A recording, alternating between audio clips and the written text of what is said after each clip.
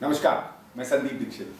आज सवेरे फिर से प्रधानमंत्री ने अपने मन की बात कही और जैसे मैंने पिछली 2 बार किया है उस पर अपनी प्रतिक्रिया, अपनी बात आपसे काम की बात के माध्यम से कर रहा हूँ। प्रधानमंत्री जी, सबसे पहले तो आपको मुबारकबाद, बहुत बहुत मुबारकबाद जो उत्तर प्रदेश में, उत्तराखंड में आपने अभूतपूर्व सफलता दिखाई चुनाव में। और एक दूसरी बात के लिए भी मैं आपको सफलता देता हूँ, आपको मुबारकबाद देता हूँ, किस तरीके से मणिपुर में और गोवा में आपने जनता के मत को अपना मत बना दिया। खैर, कुशलता है, अच्छे दिन आते हैं, नए तरह के प्रधानमंत्री हैं। आपने कहा भी है कि जो पहले कभी हासिल नहीं किया मैं करूंगा, हो सकता है उस कड़ी में ये बात हो। आज सवेरे जब आप बात कर रहे थे तो विशेष आपने भगत सिंह जी की बात की। वो क्रांतिकारी नेता जिसने आज़ादी के आंदोलन में तो योगदान दिया ही, लेकिन युगों से जिसने हमारे युवाओं को प्रेरणा दी है, हमारे देश को प्रेरणा दी है। और उनके कुछ पहलुओं पे आपने अपनी बात कही, क्योंकि भगत सिंह एक बहुत महत्वपूर्ण चीज़ है, इसलिए उसके पहलू की बातें, उसके मन की कुछ बातें मैं भी जोड़ना चाहूँगा।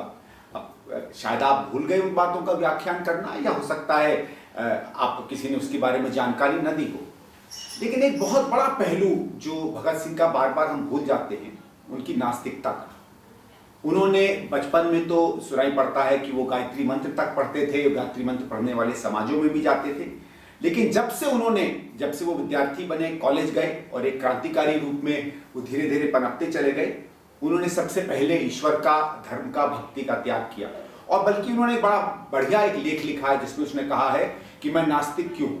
ये बात बतानी चाहिए, क्योंकि एक क्रांतिकारी युवा जो सही में एक देशभक्त है, जिसने देश की युवाओं के बारे में, आज़ादी के बारे में, विकास के बारे में, समाज के बारे में गहन रूप से सोचा और अपने छोटे से आयु में ही एक इतना बड़ा नाम कमाया, उसके इस दर्शन को, इस सोच को तो जरूर सामने उजागर करना चाहिए। लेकिन जब आप उनकी किताब या उनकी बात पढ़ते हैं कि वो नास्तिक क्यों थे, तो एक वाक्य मुझे जरूर याद आता है, जो वाक्य जिसका हिंदी रूपांतर में पढ़ना चाहूंगा।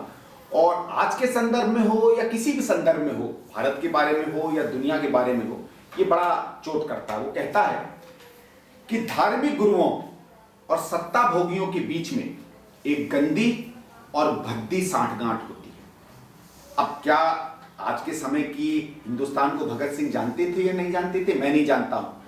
लेकिन धर्मगुरुओं और सत्ता के भोगियों के बीच की गंदी, भद्दी और खतरनाक सांठगांठ को वो कैसे भांप गए, और तब उन्होंने क्यों अपने मेरे ख्याल से फांसी लगने के 1-2 साल पहले उन्होंने ये बात क्यों कही, ये तो सोचने योग्य है।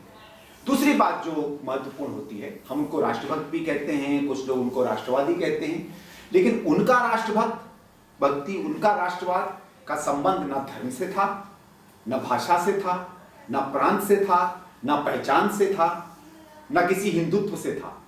उसका व्यापक मानवता से था, और ऐसी मानवता से था जो मानवता गरीब के लिए हो, असहाय के लिए हो, कमजोर के लिए हो।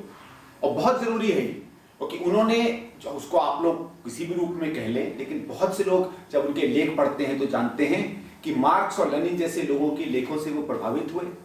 वो हिंदुस्तान के गरीब के लिए काम करना चाहते थे। वो पूंजीवाद या पूंजीपतियों के खिलाफ बयान हमेशा देते थे, और बल्कि वो तो ये भी कहते थे कि जब तक गरीब के लिए, कमजोर वर्ग के व्यक्तियों के लिए और काम करने वालों के लिए ये देश नहीं बनेगा, तब तक इसमें विकास नहीं हो सकता है। उनकी बातचीत में उन्होंने खुले दिल की, खुले व्यक्तित्व की भी बात की, और उन्होंने तो बल्कि ये कहा है कि क्रांति के जो सबसे बड़े स्तंभ माने जाते हैं, वो माने जाते हैं, जिसको मैं चाहूंगा थोड़ा सा पढ़कर आपको सुनाऊं। उन्होंने कहा था कि बेबाक और निडर आलोचना करना और स्वतंत्र विचार रखना, यही इनकलाब के 2 लक्षण होते हैं। और जिन दोनों चीजों पे आप कहीं ना कहीं हम कुठाराघात देखते हैं, इस बात को भी प्रधानमंत्री जी आपको अपने मन में जरूर रखना चाहिए। और जब आप बात करते हैं सरदार भगत सिंह जी की, तो भगत सिंह का एक पहलू भी कभी कभी सामने नहीं आता है। भगत सिंह ने अपने एक लेख में उस समय के 2 बड़े महान नेता थे, पंडित नेहरू और सुभाष चंद्र बोस, उन दोनों को आपस में मिला के उनके बारे में लेख लिखा। उन्होंने सुभाष चंद्र बोस की भी तारीफ की और नेहरू जी के बारे में तो खैर कसीदे पढ़े उनकी तारीफ में। लेकिन महत्वपूर्ण बात यह है कि उन्होंने कहा कि अगर इन दोनों के बीच में मुझे किसी को चुनना होगा तो मुझे नेहरू को चुनना होगा। और ये मैं इसलिए कहता हूं क्योंकि जब भी आप कभी आजादी के आंदोलन की बात कर लेते हैं या महापुरुषों की बात करते हैं, कहीं ना कहीं आप नेहरू को भूल जाते हैं। और मैं चाहूंगा प्रधानमंत्री जी उसका भी आप उल्लेख करें।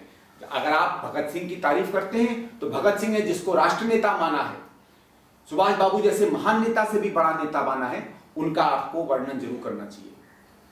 और अंत में मैं एक बात जरूर कहूंगा जो कभी कभी दिल को दुख होता है कि इतना बड़ा महान क्रांतिकारी भगत सिंह अगर आज वो उसी तरीके से विचार व्यक्त करता जैसे तब व्यक्त करता था, तो मुझे डर है कि सड़कों पे अगर वो विचार व्यक्त करता तो आपकी एबीवीपी उसे पीट देती, जिसी तरह यूनिवर्सिटियों में आजकल विद्यार्थियों को पीटती है।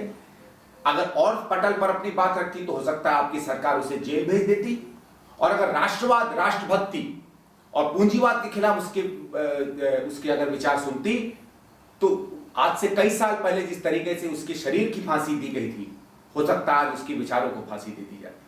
बहुत बहुत धन्यवाद प्रधानमंत्री।